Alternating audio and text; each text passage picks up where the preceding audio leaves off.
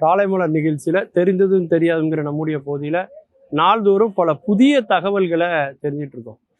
அந்த வகையில் நாம் பார்க்க போகிறது முகமது அலி. உலக புகழ் பெற்ற ஒரு குத்துச்சண்டை வீரர் நம்முடைய முகமது அலி அவர்கள். எல்லாருக்குமே அந்த அளவுக்கு ஒரு உலக புகழ் கிடைச்சிரும் அப்படின்னு சொல்ல முடியாது. ஆனால் முகமது அலிக்கு அந்த உலக புகழ் கிடைத்ததுக்கு காரணம் அவருடைய நேர்த்தியான அணுகுமுறை. அந்த குத்துச்சண்டையில் பார்த்தீங்கன்னா அவர் ஒரு நடனம் ஆடுவதை போல இருக்கும் அவருடைய ஒவ்வொரு அசைவுகளும். எதிராளிக்கு அப்படியே தாக்கு காட்டி போக்கு காட்டி கடைசியில் எதிர்பாராத நேரத்தில் ஒரே அடியாக அவர் அடிச்சிருவார். அவருடைய பாணியிலேயே சொல்கிறதா இருந்தால் வண்ணத்து பூச்சி மாதிரி பறந்துக்கிட்டே இருக்கணும், தேனி மாதிரி ஒரே கொட்டு கொட்டணும். இதுதான் அவருடைய ஃபேமஸான ஒரு டைலாக். அதாவது கண்களால் செய்ய முடியாததையும் நம்முடைய கைகளால் செய்ய முடியும் அப்படிங்கிறத அவர் அடிக்கடி சொல்லிகிட்டே இருப்பார்.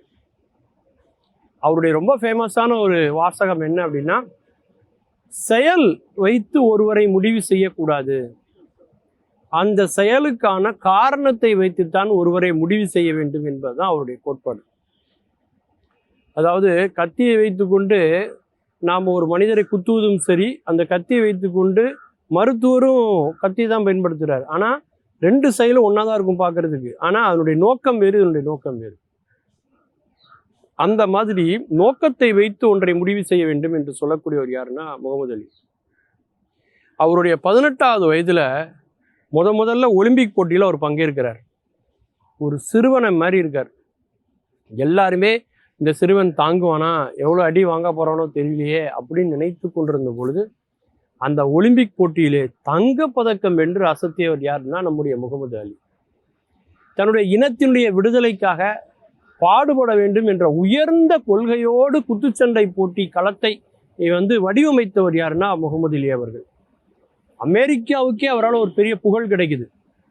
அமெரிக்காவில் அவர் இருக்கக்கூடிய அந்த லூயிஸ் வில் அப்படின்னு சொல்லக்கூடிய பகுதிக்கு அந்த விருதை வாங்கிட்டு வரார். ஒலிம்பிக்கில் வெற்றி பெற்ற தங்கப்பதக்கத்தை வாங்கிட்டு வராரு.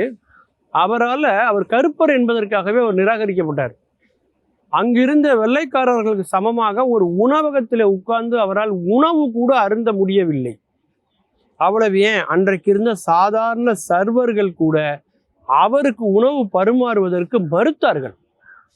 அப்போ முகமது அலி என்ன பண்ணாரு, ஒலிம்பிக்கில் வாங்கின தங்க பதக்கத்தை தூக்கி ஆற்றுல வீசினார்.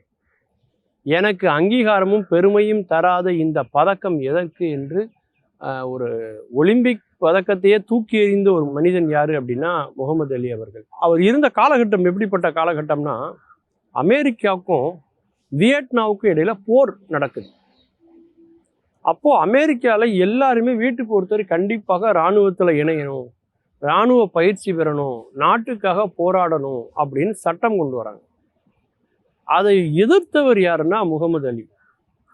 ஏன் எதிர்க்கிறாருன்னா, வியட்நாம் மக்களினுடைய உரிமைக்காக அவர்களுடைய சுதந்திரத்தை தடை செய்யக்கூடிய அமெரிக்காவினுடைய இந்த அணுகுமுறைக்கு நான் ஒத்து போக முடியாது. ஏன்னா நாங்களே கருப்பின மக்களுடைய விடுதலைக்காக போராடிட்டு இருக்கோம்.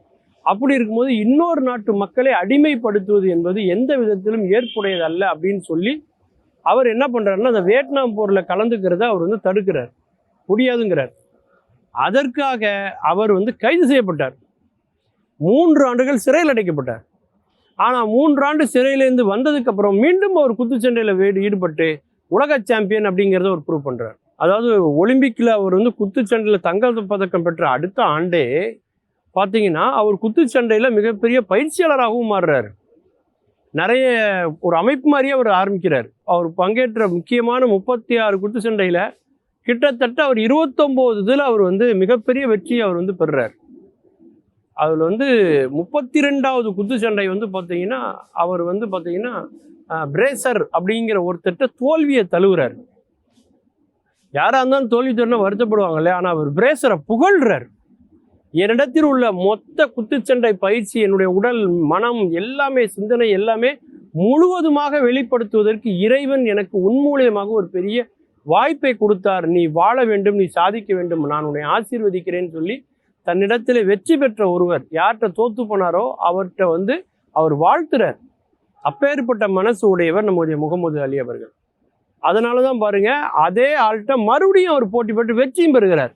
எந்த தோற்ற இடமோ அதுவே வெற்றியின் தோற்ற இடமாக மாறும். நாம் அதிலிருந்தே உத்வேகத்தை எடுத்துக்கொள்ள வேண்டும் என்று பலருக்கும் முன் உதாரணமாக வாழ்க்கையில் வாழ்ந்து காட்டியவர் தான் உலக புகழ்பெற்ற குத்துச்சண்டை வீரர் முகமது அலி அவர்கள். அவர் சொல்றாரு, நான் குத்துச்சண்டை வீரனா இல்லாம ஒரு குப்பை பொறுக்குகிறவனாக இருந்தால் கூட உலகத்தில் ஒலிம்பிக் பதக்கம் வாங்குகிற அளவுக்கு மிகச்சிறந்த குப்பை பொறுக்குவனாக நான் இருந்திருப்பேன். என் அளவுக்கு வேகமாக யாராலும் குப்பை பொறுக்க முடியாது என்கிற அளவுக்கு மிகவும் நேர்த்தியாகவும் அந்த பணியை சிறப்பாகவும் செய்திருப்பேன் என்று சொன்னார் என்றால் எல்லோருக்குமே முன்னுதாரணமாக இன்றைக்கும் இருக்கிறார் முகமது அலி அவர்கள். மீண்டும் பல புதிய தகவல்களோடு அதில் அறியப்படாத பக்கங்களோடு உங்களை சந்திக்கிறேன். நன்றி, வணக்கம்.